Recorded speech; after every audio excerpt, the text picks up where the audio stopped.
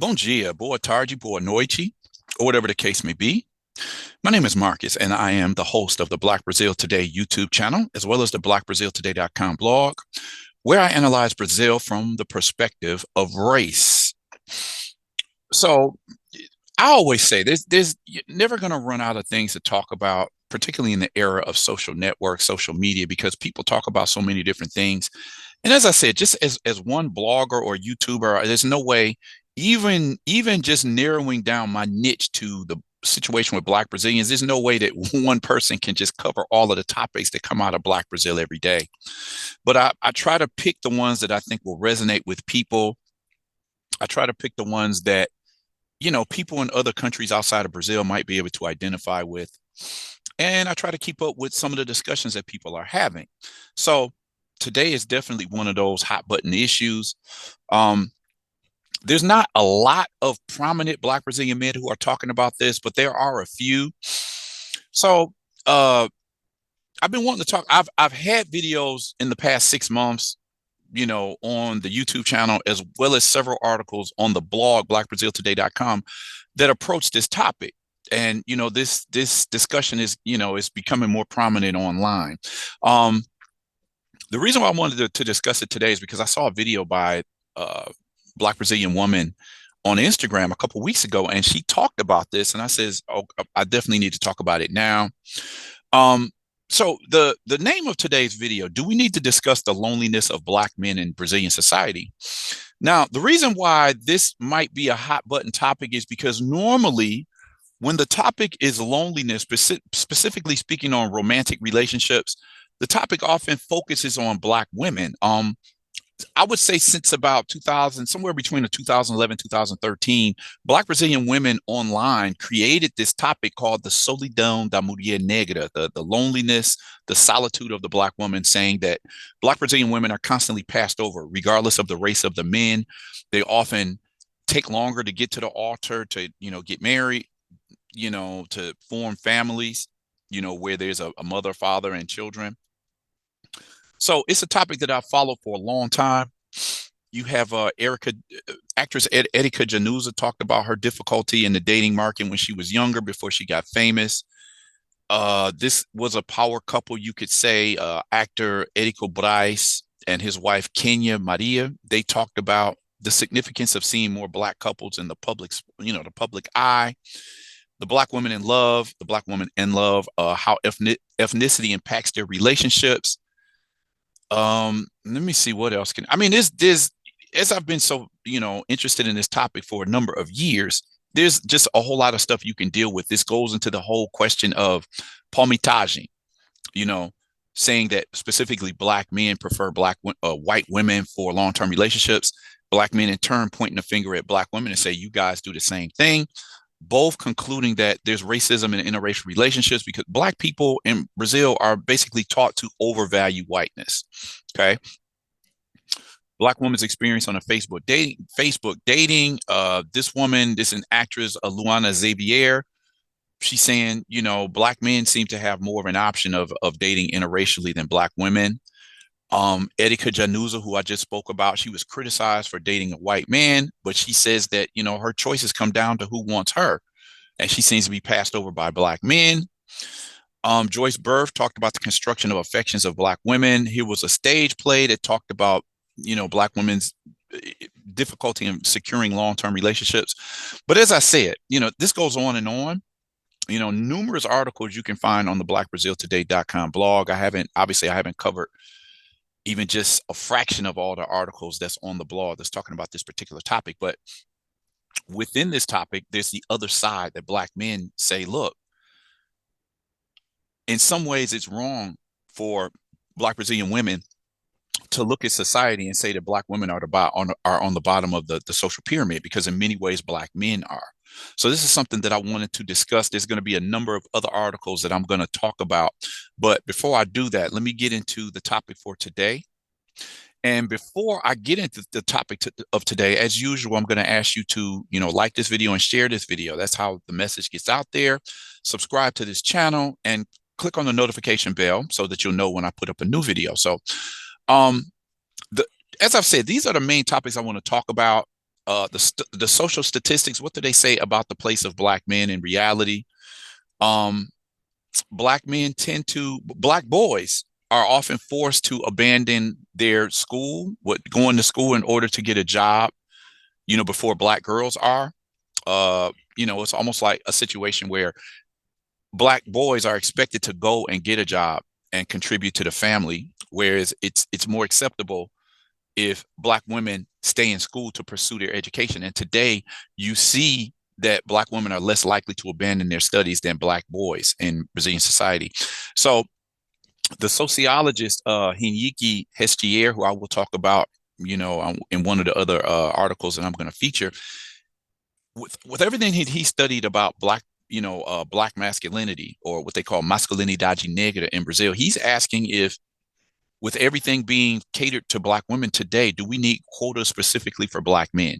Okay, it's a pertinent question.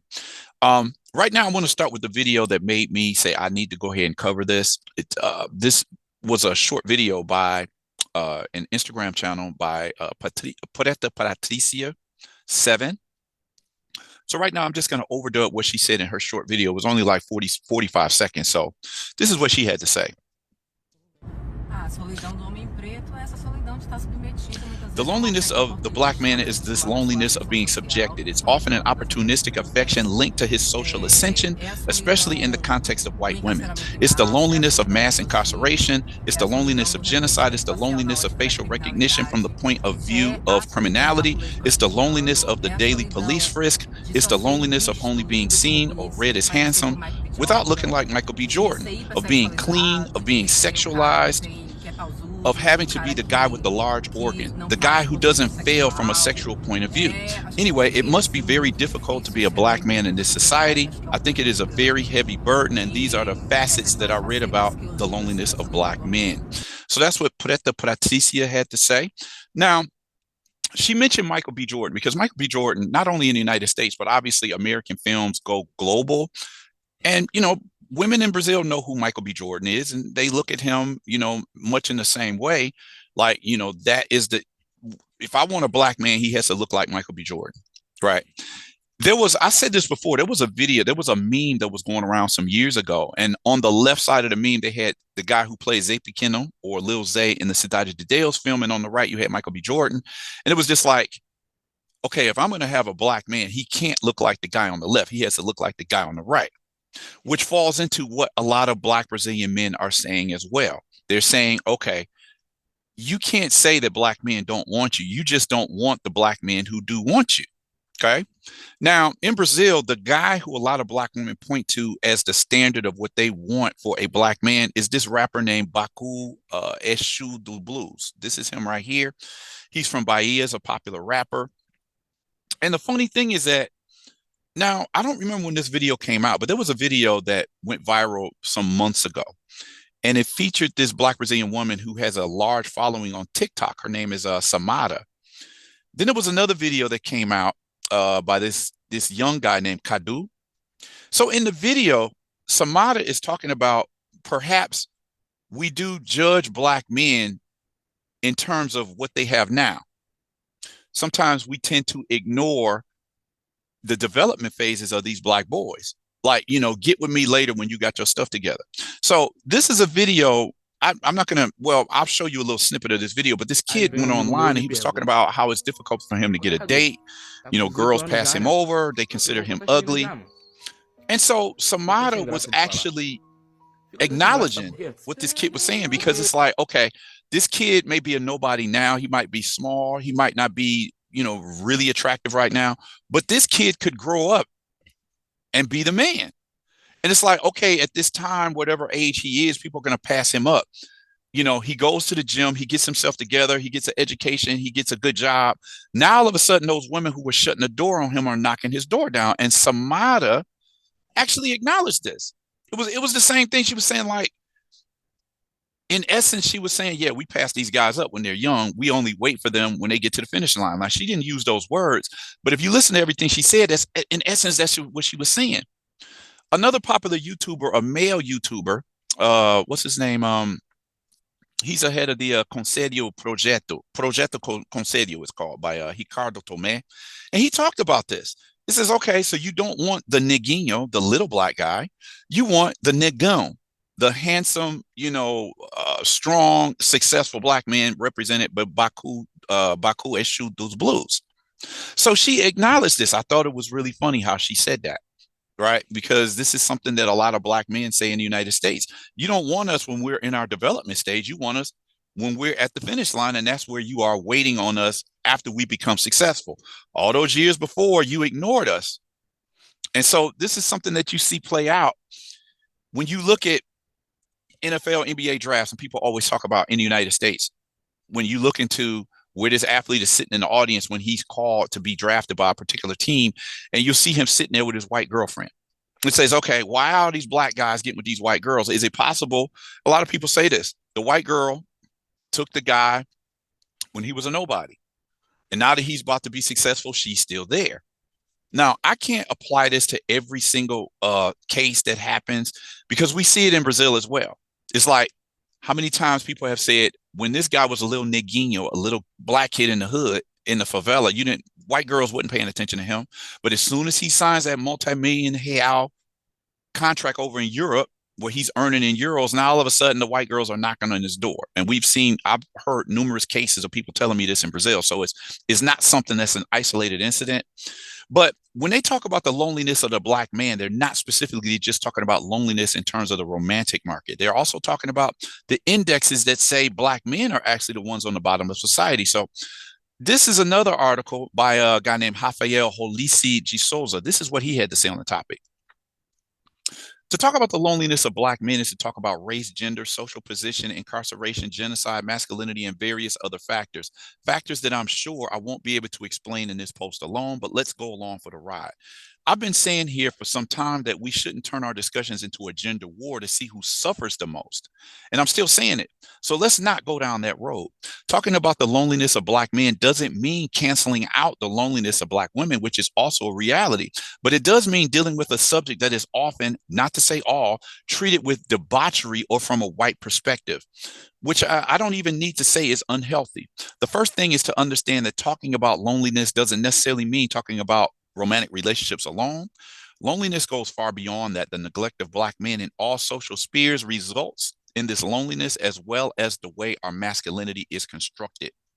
Being a man in our society involves being a virile provider with an absence of emotions, or at least one that doesn't let himself be carried away by them.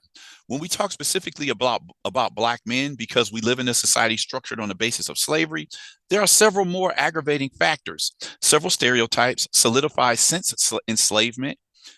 They permeate the concept of black masculinity. As Frantz Fanon has already said, some of these stereotypes are that of the exotic, virile, violent man who even serves as comic relief. Growing up under the idea that showing emotions and sensitivity is a sign of weakness ends up contributing to us growing up finding it difficult to share things that bother us. Being placed between eternity and poverty in a society where status counts for a lot is another factor, as well as the constant fear of violence, since 71 out of every 100 people killed by homicide in Brazil are black. The high incarceration rate, since of the approximately 812 prisoners in Brazil, more than 500,000 are young black men, where many of them could be adding up in many ways and increasing the presence of black men in places to discuss loneliness and masculinity. For now, I'd just like to leave you with these questions, but we'll be talking a lot more about this. Take advantage and let's extend this conversation here in the comments. What does black male loneliness mean to you, and how does it affect you, or has it already affected you? So De Souza packed a lot in that particular piece there. And it just says people analyze the social statistics and say, okay, are black women really the ones on the bottom of society? Oftentimes when you see these discussions, they barrel it down to who makes the most money. And true, black men make a little bit more money than black women. But when you look at other social statistics, the rate of homicide, the rate of suicide, the dropout factor of the university, how many black men versus women are actually in the universities. I did a video last week where one of the guys, this popular journalist, Manuel Soares, was saying that the highly successful black women that he knew are married to white men because it's like, look, I'm a successful black woman. I'm not going to marry a guy just because he's black if he's not on my level. And as I've said, Generally, men don't look at it that way when they're looking for a lifelong partner. I like what Patricia also talked about. She mentioned the idea, where is it in here? It's an opportunistic affection linked to Black men's social ascension, especially in the context of white women, saying, hey, white women come knocking on that door when he becomes successful, right? I don't know. I've seen interracial couples in Brazil where it's, you've got two poor people, whether they're Black and white. So it's not saying every single white woman, but we've just seen too many cases of white women who probably wouldn't have anything to do with the neguinho, the little Black guy, until he has something. Okay. Let me see. What else do we want to talk about here? The error of the pyramid of oppression. Recognizing that the real source of subjugation of the Black women and the Black community is not Black men. Black men are usually blamed for it, oftentimes blamed for it, and then they point out the pyramid of oppression, which in this article saying it's an error. You can't just take this pyramid that's been shared in social networks and saying that Black women is on the bottom of the society if you don't look at other factors, because in some ways Black men are on the bottom of society. The loneliness of Black men who alone meet death. This story was told by a popular social media guy, Roger Cipal, and he was just talking about, what did he say? The other day, my ex-girlfriend wrote to tell me that her uncle had passed away. Sadder than the death itself, the circumstance. He, a dark-skinned Black man, was found dead inside his house alone. Family members found a lack of contact strange for days and went to look for him. So let me see. After that message, I froze for 2 minutes, and after answering with my condolences, I told them that my uncle, an equally dark-skinned Black man, was found dead and also alone. I've said this numerous times in the 9 years I lived in Sao Paulo. Very dark-skinned Black men, you just don't find many of them in Sao Paulo, but they are overrepresented in how many people live on the streets and are homeless. I saw it all over Sao Paulo. They're not represented by more than 5 or 10% of the population in Sao Paulo. I'm talking about very dark skin. I can even go in 2-3% when I'm talking about jet Black men. You don't find a lot of them in Brazil, but their percentages are much more represented in people who have nowhere to go, the homeless population. On the loneliness of the Black man, victims of abandonment, imprisonment, murder, and the residents of psychiatric hospitals, why do feminists conveniently forget about these men? This is an article I put up in 2018. The loneliness of the Black man, yes, it does exist. For whoever invented this chat that loneliness is only for Black women, let's take a stroll on the street, shall we? The majority are men. A large part is also pretos bem escuros, quite dark skinned, like blue Black. This is what I just said. These men suffer even more with being passed by socially and romantically. Just bring your female friends to take a stroll on the street. You will see only men practically. Do you think that in the evening a load of women arrives for them? A load of families come? F no. This week, I was walking the streets, two Black men, two very dark-skinned Black men, unaccompanied, talking to themselves like a mofo, screaming random things, effed up. The loneliness drives you crazy. It is also said that men are also the majority in the psychiatric hospitals. Okay. A lot of powerful words there. These are the men that are conveniently left out when we talk about this, the loneliness of Black women. Interracial unions. How does the family influence the choice of a white spouse? Now, this is an article I did some months ago with a guy. The article is about how families what is the influence of families on the formation of interracial couples? Do people reject these people? You reject somebody of the other race. If it's a white family, okay, we don't accept Black people in this family, but does he have any money? We might, we might let him slide. So then a lot of Black men have said this. You guys talk about loneliness of Black women, but you only want a certain type of Black men. I have noticed that when the topic of loneliness of Black women is addressed, it is always linked to some case of a prominent Black man, social economically, who was with some white woman. But this Black male profile does not represent even 0.0000001% of the general Black male population. Okay. A lot of people have said that also. You only want Black men if they're at a certain, level of social success. The guy that I've spoken on before, Hinyiki Histier, he talked about the death of the Black Panther, on the alarming absence of Black men in Wakanda Forever. Interesting piece he talked about, because this is something that was talked about in the United States. Like, the second Black Panther movie was seen to be dominated by female characters. Okay. The Black male and the myth of Black male privilege. again, he's asking this question. He's asking, is it real toxic masculinity? The myth of the black male, the black man and the myth of male privilege is black men who are going to be frisked and killed in the streets by police in its vast majority. Studies say between 90 and 93% of homicides every year are of men, specifically black men in Brazil. So where is the advantage there? Where are the policies for black men? Sociologist says government Department of Racial Equality in Brazil focuses only on black women, ignoring the plight of black men. So there's a lot to unravel here. So this is why I wanted to present this particular video here today, because these are some of the other topics, the other side of the loneliness of black women that needs to be discussed. The loneliness of black men is something I'm going to highlight a little bit more in the future, but this is some of the dialogue that's going on in Brazil these days in the black community among black men. So what did you think of today's video? Definitely want to hear from you. Drop a comment in the comment section. Like this video, share this video, subscribe to the channel, click on that notification bell so you'll be the next, you'll be first in line to see my videos when I put them out. And with that said, I'm going to end this video here and request that you all come back, check out the next video that I post.